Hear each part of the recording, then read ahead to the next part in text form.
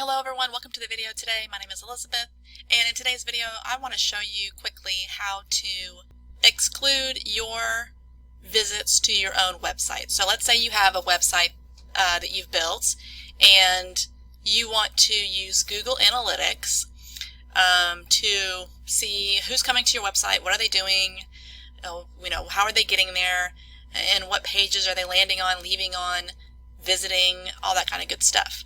It's valuable information that any affiliate marketer would want to know.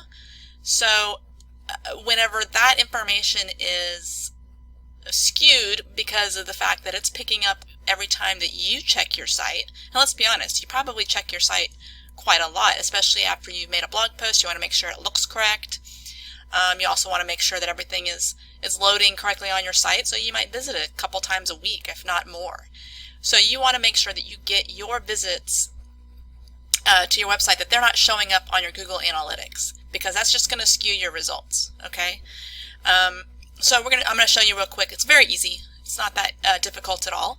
So let me show you. This is the website that I'm gonna. This is one of my websites that I've recently built, and I come here and check it quite often. So I want to make sure that anytime I check it from this computer anyway, that it won't be showing up in the Google Analytics.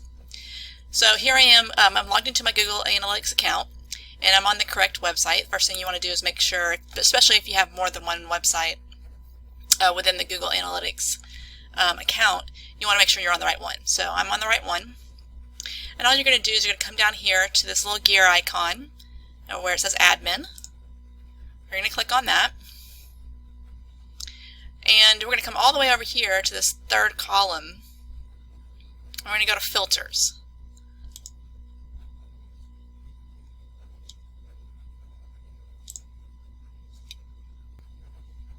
Okay, so now we're on filters. And right up here we're going to add filters. So what we're going to do is we're going to need to first get our IP address. And that's pretty simple to do. You can just go to Google and type in, what is my IP address? Okay, and it's going to come up with your IP address. So you're going to copy that. So we're going to add filter. And you're just going to want to put in a filter name. So I'm going to name mine My Visits, just so I know what it is. It doesn't matter what you put in here, but just want to make sure I understand that I'm excluding my visits to my web page. And you're going to want it to be predefined, which is right here under filter type. And we're going to select the filter type, which is going to be to exclude.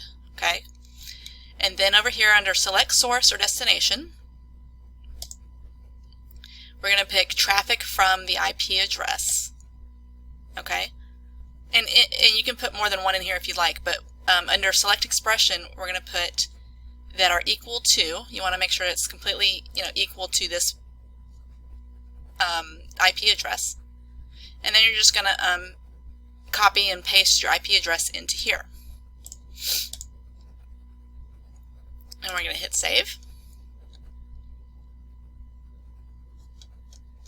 Okay, and there it is, as listed now as one of my filters. Okay, so this is just one of the type of filters that you can add, and you can easily remove it if you realize later you did it wrong, or for whatever reason you want to remove it. Easily just remove.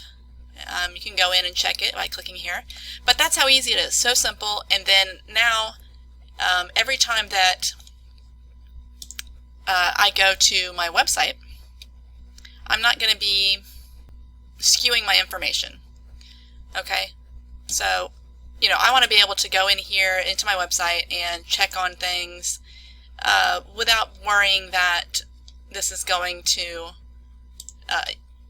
show up on Google Analytics and I'm going to think, oh, I'm actually getting good traffic. No, it's just me.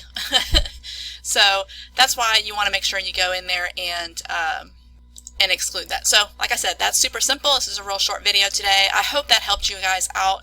And I'm going to try to do a couple more videos kind of like this, just little things that people have questions about. This is something that I actually had a question about a while back, and so after I figured out how to do it, I wanted to share that information with you guys. So if you found this useful, feel free to give me a thumbs up or a like, and If you're not already a subscriber, then go ahead and subscribe if you like as well. And I will see you guys in the next video.